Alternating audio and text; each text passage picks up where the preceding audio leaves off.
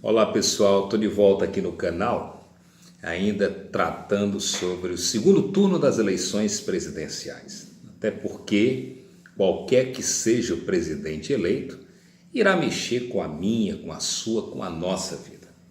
E confesso a vocês que tenho acompanhado com muita serenidade todo esse desenrolar desse processo eleitoral. E como fundo de informação é sempre importante destacar que hoje nós temos duas candidaturas, a de Jair Bolsonaro, que representa a ultradireita, e a polêmica candidatura de Haddad, que para muitos é considerado o pau-mandado de Lula. Mas confesso que o que me preocupa foi o desenho dos ministeriáveis do eventual presidente Jair Bolsonaro. Vou dizer por que isso me preocupa. Exatamente porque os nomes que já foram divulgados pela imprensa merecem uma observação e uma análise nossa como eleitor, como participante desse processo democrático no Brasil. E eu vou pedir licença a vocês para fazer a leitura. Estou aqui na frente com o meu laptop, tentando aqui naturalmente verificar algumas reportagens que estão saindo, e aí não são fake news, é importante destacar, com o nome dos presidenciáveis. Primeiro, nós temos o ministro da Fazenda, que já é conhecido de todo, Paulo Guedes, economista com doutorado na Universidade de Chicago, indiscutivelmente um grande intelectual, mas sem dúvida, pertencente à Escola de Chicago, um ultraliberal. E o que é um ultraliberal? É aquele que quer a intervenção mínima do Estado na economia. Menos Estado e mais mercado. Isso quer dizer, em outras palavras, que a vontade, a intenção de um ministro que é ultraliberal é que o Estado apenas provém as necessidades básicas e essenciais do cidadão.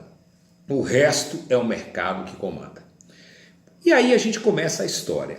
Depois do Paulo Guedes, foi anunciado também, nessa semana, que o possível ministro da Educação é um nome um tanto quanto complexo. Eu vou tentar aqui ler para vocês, para que vocês possam junto comigo acompanhar a análise que a gente vai fazer. Eu vou procurar aqui o nome, está aqui o ministro da Educação, Cultura e Esportes, deve ser Stavros Santropoulos, parece nome de, nome científico, de dinossauro.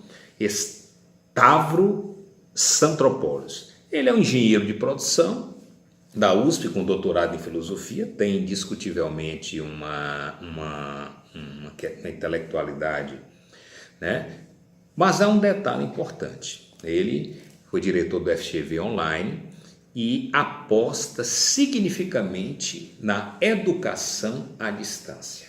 Olha bem, aposta em educação à distância, defende ardorosamente a educação à distância. Aí fica para você fazer uma análise se é interessante disseminar no país continental como o nosso a educação à distância. Qual é sua eficácia, se é de fato producente, se é uma grande vocação que nós devemos ter. Mas eu queria destacar um detalhe importante. O Paulo Guedes, além de ser um grande economista, ele também é sócio da Bonzano Investimentos, Bom, só para a gente fazer aqui os links para tentar encontrar, E a proposta de Bolsonaro é exatamente ampliar essa educação à distância. E uma das principais áreas de negócio de Paulo Guedes é a educação, onde ele já investe, com seu fundo BR Investimentos, que foi incorporado inclusive pela Bonzano em 2013. Nos diversos fundos da Bonzano, há 8 empresas de educação. Então, coincidência ou não, o ministro da Fazenda é favorável à educação à distância porque tem negócios através da sociedade que tem com a Bonzano, é um dos sócios da Bonzano, que tem dentro desta arrumação, uma relação muito forte com a educação à distância. Inclusive, está aqui a matéria, eu quero destacar que essa matéria vem no UOL, em que uma das principais áreas de negócio de Guedes é a educação, de já investir seu fundo BR Investimento incorporado pela Bonzano em 2013. Essa notícia circulou exatamente no dia 10 de abril de 2018 no site da UOL. Coincidência ou não, coincidência ou não, o ministro da Educação indicado, possível ministro da Educação de Bolsonaro, tem também, né, era vice-diretor do Instituto de Desenvolvimento Educacional da Fundação Getúlio Vargas, está aqui no Capital Humano da própria FGV, fui buscar essa matéria, e mostra que o professor Estavo Chantropoulos conquistou o título de personalidade educacional e uma das suas grandes defesas é a educação à distância. Até onde essa relação é promíscua ou não, competirá o eleitor, competirá o cidadão fazer, né, a sua própria análise, até porque aqui eu não quero fazer nenhuma ilação, apenas fazer com que vocês usem da inteligência, porque nós já estamos acostumados a ver como é que funciona isso no Brasil. Uma outra personagem que será possivelmente o futuro ministro da Casa Civil é o conhecido deputado do DEM, anote bem aí, DEM, né, que são os democratas, que representa naturalmente a direita brasileira, Onyx, né? E esse Onyx Lorenzoni é bastante conhecido, né? Importante destacar que no dia 14 de março de 2017, o então Procurador-Geral da República, Rodrigo Janot, enviou ao STF 83 pedidos de abertura de inquérito a partir dos acordos da colaboração premiada de executivos da Odebrecht. O Onyx Lorenzoni foi citado, né, inclusive como possível recebimento de propina da Odebrecht. Mas é bom destacar, bem da verdade, que na época o ministro Luiz Fux arquivou, né, aquela investigação diante da possível irregularidade cometida pelo futuro ministro da Casa Civil no eventual governo do Bolsonaro, mas que arquivou porque não tinha, né, muito claro, né, de fato, que havia uma possível culpabilidade. Mas é bom destacar que o Lorenzoni representa o DEM, né, que aí nós conhecemos muito bem o DEM.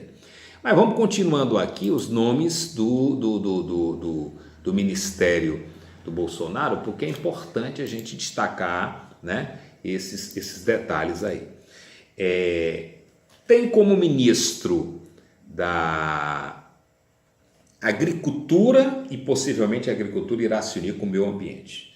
E o ministro da Agricultura e do Meio Ambiente, que o Bolsonaro pretende colocar, é o Luiz Antônio Nabhan Garcia, né? É um ruralista e presidente da União Democrática Ruralista. Para quem não conhece a União Democrática Ruralista, eu queria destacar só o que nos diz aqui a Wikipédia sobre a UDR, que representa uma organização ultradireita, contrária à reforma agrária, e que durante todo esse processo foi uma das grandes responsáveis pela violência no campo.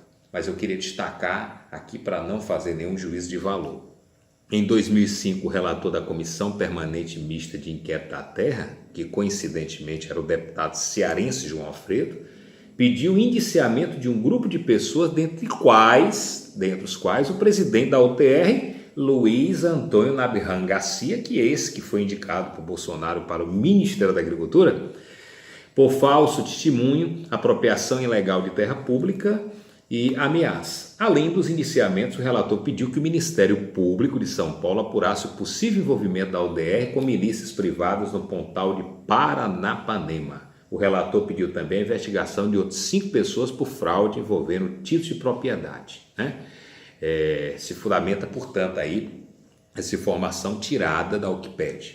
Eu queria só destacar que a UDR, que é a organização que foi liderada pelo futuro ministro da Agricultura em eventual governo do Bolsonaro, ela vem funcionando como um grupo de pressão no Congresso Nacional para impedir a aprovação de projetos de lei a favor da reforma agrária. Então é importante destacar, atualmente a entidade tem sua sede em Brasília e tem como presidente o agropecuarista Luiz Antônio Nabhan Garcia.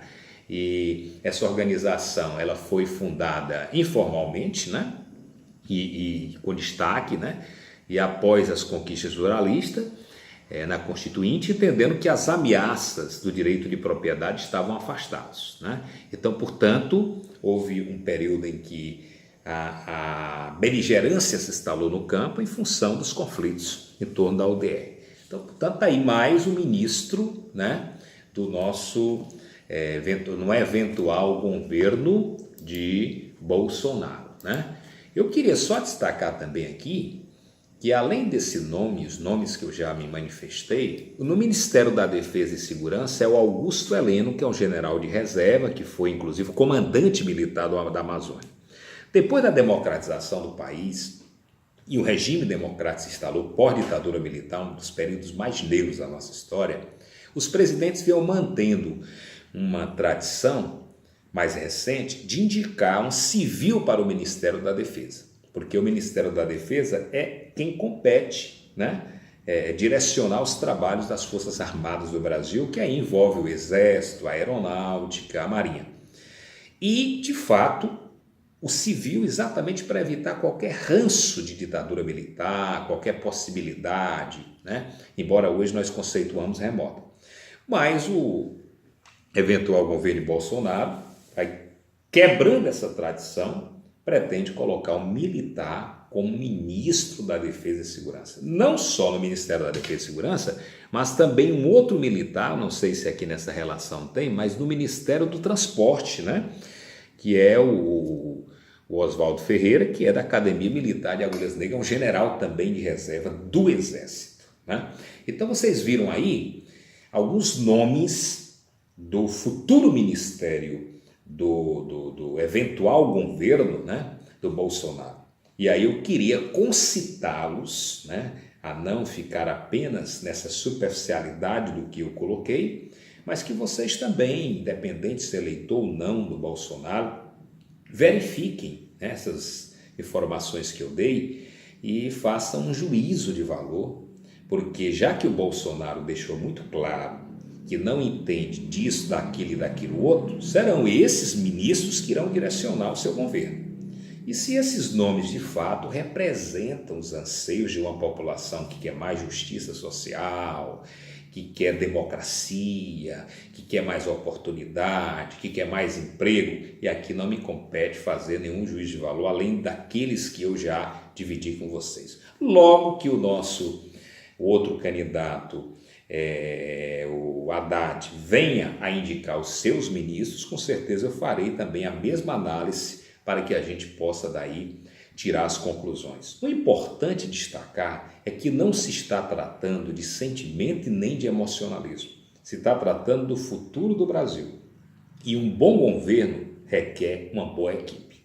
Se vocês entenderem que essa é uma boa equipe ou não é uma boa equipe, competirá vocês decidirem nas urnas. Logo, como eu disse há pouco, que venha a do Haddad, a gente vai também comentar aqui, né, naturalmente, os nomes por ele indicados. Quero destacar também que para a ciência e tecnologia ele pretende colocar o astronauta, de fato desconheço, além daquela viagem que ele fez, né, a estação espacial, se tem alguma coisa além, né, que é o Marcos Pontes.